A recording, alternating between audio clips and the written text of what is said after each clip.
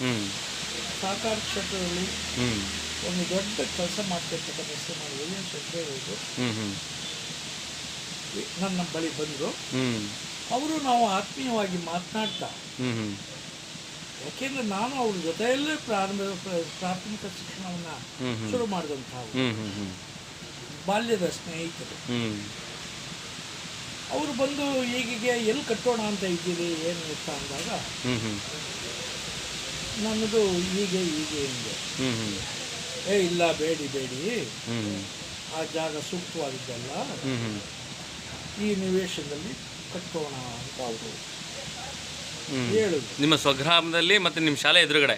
ಶಾಲೆ ಎದುರುಗಡೆ. ಓ, main road. ಹೌದೌದು ಆ ಹೌದೌದು. ಕಡೆಗೆ ಜಿಲ್ಲಾ ರಸ್ತೆ, ಹ್ಮ್ ಹ್ಮ್ ಈ ಕಡೆಗೆ ರಾಜ್ಯ ರಸ್ತೆ. ಹ್ಮ್ ಹ್ಮ್ ಆ ಕಡೆಗೆ ಶ್ರೀರಂಗಪಟ್ಟಣ ಮಳವಳ್ಳಿ ಮುಖ್ಯ ರಸ್ತೆ, ಹೌದೌದು. ಈ ಕಡೆಗೆ ಸೆಂಟ್ರ್ ಭಾಗ ಆಯಿತು. ಸೆಂಟ್ರ್ ಭಾಗ. ಹೌದು.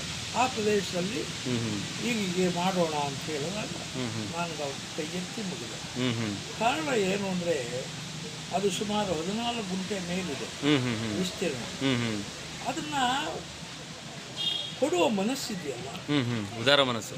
ಉದಾರ ಮನಸ್ಸು. ಹೌದು. ಯಾಕೆ ನಾನು ಅದನ್ನು ಪ್ರಸ್ತಾಪ ಮಾಡ್ತೀನಿ ಅಂದರೆ, ಹ್ಮ್ ಹ್ಮ್ ಈಗ ನಾವು ಕೃಷಿ ಪತ್ತಿನ ಸಹಕಾರ ಸಂಘ ಕಟ್ಟಿರ್ತಕ್ಕಂಥ ನಿವೇಶನೂ ಹ್ಮ್ ಹ್ಮ್ ಅವರ ಖಾಸಗಿ ಆಸ್ತಿ.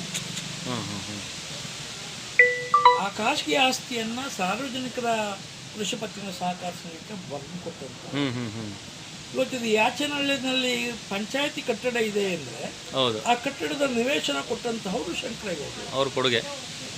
ಆ ಪಂಚಾಯತಿ ಕಟ್ಟಡದ ಹಿಂಭಾಗದಲ್ಲಿ ಈಗ ಹ್ಮ್ ಹ್ಮ್ ಪಶುವೈದ್ಯ ಆಸ್ಪತ್ರೆಯನ್ನು ಕಟ್ಟಬೇಕು ಎಂಬುದಕ್ಕೆ ನಿವೇಶನವನ್ನು ಈಗಾಗಲೇ ಇಟ್ಟಿರ್ತಕ್ಕಂಥವರು. ಹ್ಮ್ ಹ್ಮ್ ಹ್ಮ್ ಇತ್ತೀಚಿನ ದಿನದಲ್ಲಿ ಯಾಚನಹಳ್ಳಿಗೆ ಪಶುಸಂಗೋಪನಾ ಇಲಾಖೆಯಿಂದ ಪಶು ಚಿಕಿತ್ಸಾಲಯವನ್ನು ತಂದಿದ್ದಾರೆ.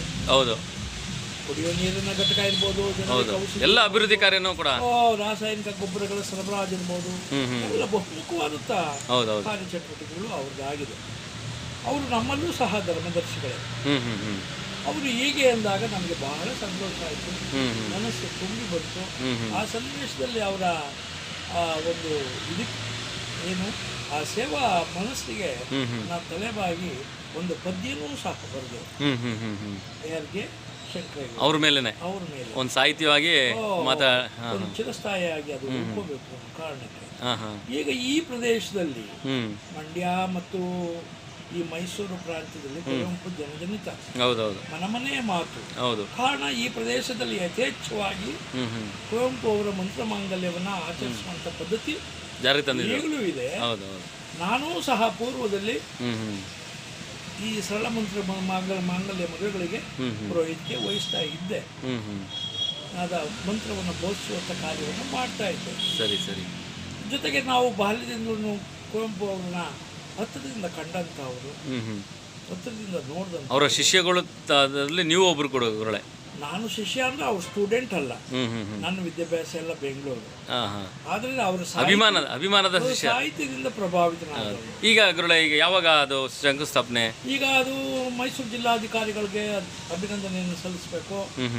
ಅವರು ಈಗ ನಿರ್ಮಿತಿ ಕೇಂದ್ರಕ್ಕೆ ಆ ಕೆಲಸವನ್ನು ನಿರ್ವಹಿಸಲಿಕ್ಕೆ ಬಿಟ್ಟಿದ್ದಾರೆ. ನಮ್ಮ ಕನ್ನಡ ಮತ್ತು ಸಂಸ್ಕೃತಿ ಇಲಾಖೆ ಸುದರ್ಶನ್ ಅವರಿದ್ದಾರೆ, ಅವರು ಸಹ ಓಡಾಡಿಕೊಂಡು ಬಹಳ ಕೆಲಸ ಮಾಡಿದ್ದಾರೆ. ಅಲ್ಲಿ ನಮ್ಮ ರಾಜ್ಯ ಮಟ್ಟದ ನಿರ್ದೇಶಕರಾದ ಆಗಿದ್ದಂಥ ಶ್ರೀಮತಿ ಧರಣಿದೇವಿ ಮಾಲ್ಗತ್ತಿಯವರು ನಾವು ಅವರ ಒಂದು ಜವಾಬ್ದಾರಿ ಅತಿ ಬೇಗನೆ ಆಗುತ್ತೆ ಅಂತ ಕಾಣುತ್ತೆ. ಈಗ ಕಟ್ಟಡ ಕೊಟ್ಟಿದ್ದಾರೆ, ಈ ಜಾಗ ನಿವೇಶನ ಕೊಟ್ಟಿದ್ದಾರೆ. ಈಗ ಕಟ್ಟಡಕ್ಕೆ ಒಂದು ನೀತಿ ಸಂಹಿತೆ ಕಳೆದ ಮೇಲೆ ಈಗ ಅದಕ್ಕಾಗಿ ಯಾರ್ಯಾರು ನಮಗೆ ಸಹಾಯ ಮಾಡಿದಂದ್ರೆ ಈ ಅನುದಾನ ಬರಲಿಕ್ಕೆ ನಮ್ಮ ಮಾನ್ಯ ಡಾಕ್ಟರ್ ಮಹಾದೇವಪ್ಪ, ಮಾನ್ಯ ನಮ್ಮ ಜಿಲ್ಲಾ ಇನ್ನೊಬ್ಬರು ಮಂತ್ರಿಗಳಾದಂಥ ಪಶು ಸಂಗೋಪನಾ ಮಂತ್ರಿಗಳಾದಂಥ ವೆಂಕಟೇಶ್ ಅವರು, ಸಾಧ್ಯವಾದರೂ ಮುಖ್ಯಮಂತ್ರಿಗಳು, ಮತ್ತೆ ಈ ಮಂಡ್ಯ ಮತ್ತು ಈ ಭಾಗದಲ್ಲಿ ಎಲ್ಲ ಜನಪ್ರತಿನಿಧಿಗಳನ್ನ ಆಹ್ವಾನಿಸಬೇಕು. ಅವ್ರ ಸಮ್ಮುಖದಲ್ಲಿ ಇದೊಂದು ಕಾರ್ಯಕ್ರಮ ಆಗಬೇಕು. ಜೊತೆಗೆ ಅದೇ ಸನ್ನಿವೇಶದಲ್ಲಿ ನನ್ನೊಂದು ನಾದಾಂತರಂಗ ಅಂತ ಒಂದು ಪುಸ್ತಕ ಬರ್ತಾ ಇದೆ, ಅದನ್ನು ಬಿಡುಗಡೆ ಆಗಬೇಕು ಎಂಬುದು ಕಾರ್ಯಯೋಜನೆ ಮಾಡ್ಕೊಂಡಿದ್ದೀವಿ. ಇದು ಆದಷ್ಟು ಬೇಗ ಜೂನ್ ತಿಂಗಳು ಕೊನೆಯ ಭಾಗದಲ್ಲಿ ಆದ್ರೆ ಒಳ್ಳೇದು ಅಂತೇಳಿ ನಿನ್ನೆ ನಮ್ಮ ಶಂಕರೇಗೌಡರಿಗೆ ಈಗೀಗಪ್ಪ ಸಾಧ್ಯವಾದ್ರೆ ನೀವು ಮಾನ್ಯ ಮಂತ್ರಿಗಳ ಹತ್ರ ಮಾತನಾಡಿ ಆದಷ್ಟು ಬೇಗ ನಾವು ಜೂನ್ ತಿಂಗಳಲ್ಲಿ ಈ ಕಾರ್ಯಕ್ರಮ ಮಾಡುವಂತೆ ಒಂದು ದಿನಾಂಕವನ್ನು ಗೊತ್ತು ಮಾಡಿ ಅಂತ ಕೇಳಿದ್ದೀವಿ. ಸರಿ ಗುರುಗಳೇ. ಹೀಗೆ ಅದು ರೂಪುರೇಷೆಗಳು ನಡೀತಾ ಇದೆ. ಅದಕ್ಕಾಗಿ ಎಲ್ಲ ರೀತಿಯ ಕಾರ್ಯಯೋಜನೆಗಳು. ಗುರುಗಳೇ, ತಮ್ಮ ಶಾಲೆ ಬಗ್ಗೆ ಮಾತಾಡೋದಾದ್ರೆ ಈ ಸರಿ SSLC ರಿಸಲ್ಟ್ ಯಾವ ಥರ ಇತ್ತು? 96% ಬಂದಿದೆ. 96%. ಇಬ್ಬರೇ ಹೆಣ್ಮಕ್ಳು. ಇಬ್ಬರು ಹೆಣ್ಮಕ್ಳಲ್ಲಿ ಅವರು ಶಿಕ್ಷಣವಾಗಿ ಬಹಳ ಹಿಂದುಳಿದಿದ್ದಂತ, ಸ್ವಲ್ಪ ಬುದ್ಧಿಮಾಂದ್ಯತೆ ಇದ್ದಂತ ಅವರು. ಆ ಇಬ್ಬರು ಮಕ್ಕಳು, ಯಾಕೆಂದ್ರೆ ಶಾಲೆನಲ್ಲಿ ಅದೇನು ಆ 2 ಮಕ್ಕಳು ಅಂದ್ರೆ ಶಾಲೆಗೆ ದಾಖಲಾತಿ ಆದಂತ ಎಲ್ಲ ಮಕ್ಕಳನ್ನು ಪರೀಕ್ಷೆಗೆ ಕೂರಿಸಬೇಕಾದ್ದು. ಹೌದು, ಧರ್ಮ. ಹೌದು. ಅದೇ ರೀತಿ ಶಾಲಾ ದಾಖಲಾತಿಯಲ್ಲಿದ್ದಂಥ ಎಲ್ಲ ಮಕ್ಕಳನ್ನು ಪರೀಕ್ಷೆ ಎಷ್ಟು ತಗೊಂಡಿದ್ರೆ ಗುರುಗಳೇ ಮಾರ್ಕ್ಸ್? ಒಳ್ಳೆ ಉತ್ತಮವಾದ ಮಾರ್ಕ್ಸ್ ತಗೊಂಡಿದ್ದಾರೆ. ಅದು ಅಂಕಿಅಂಶಗಳು. ಸರಿ. ಒಟ್ಟಿನಲ್ಲಿ ಒಳ್ಳೆ ರಿಸಲ್ಟ್ ಇದೆ ಈ ಸರಿ ನಿಮ್ಮ ಶಾಲೆಗೆ. ಅಡ್ಮಿಷನ್ ಕೂಡ ಆಗ್ತಾ ಇದೆ. ಇಷ್ಟು ವರ್ಷ ಅದು 100% 100 ಫಲಿತಾಂಶ ಇರ್ತಿತ್ತು. ಈ ಸಾರಿ 97 ಬಂದಿದೆ. ಅದರಲ್ಲಿ ಈ ಸಾರಿ ಎಲ್ಲ ಅಡ್ಮಿಷನ್ ಎಲ್ಲ ಆಗ್ತಿದೆ ಗುರುಗಳೇ? ಆಗ್ತಾ ಇದೆ. ಅಕ್ಕಪಕ್ಕದ ಎಲ್ಲ ಗ್ರಾಮಸ್ಥರು ಬರುವಂತ ವಿದ್ಯಾರ್ಥಿಗಳಿದ್ದಾರೆ. ಬರ್ತಾ ಇದ್ದಾರೆ. ಈಗ ನೋಡಿ, ಇಲ್ಲಿ ನೀವು ಒಳಗಡೆ ಹೋಗಿ ನೋಡಬಹುದು. ನಮ್ಮ ದಾಖಲಾತಿ ಸಿಬ್ಬಂದಿ ಈಗಾಗಲೇ ಕೂತಿದ್ದಾರೆ.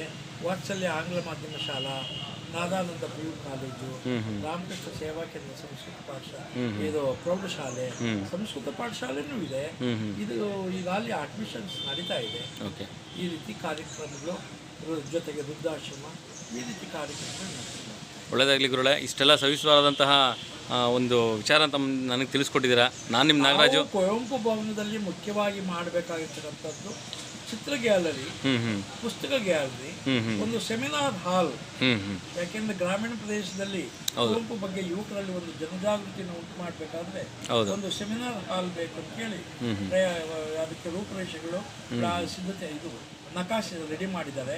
ಆ ನಕಾಶೆಯಂತೆ ಆ ಕಾರ್ಯಕ್ರಮ ಚೆನ್ನಾಗಿ ಬೇಗ ಮೂಡ್ ಬರಲಿ ಅಂತೇಳಿ ನಾನು ದೇವರಲ್ಲಿ ಪ್ರಾರ್ಥಿಸ್ತೀನಿ.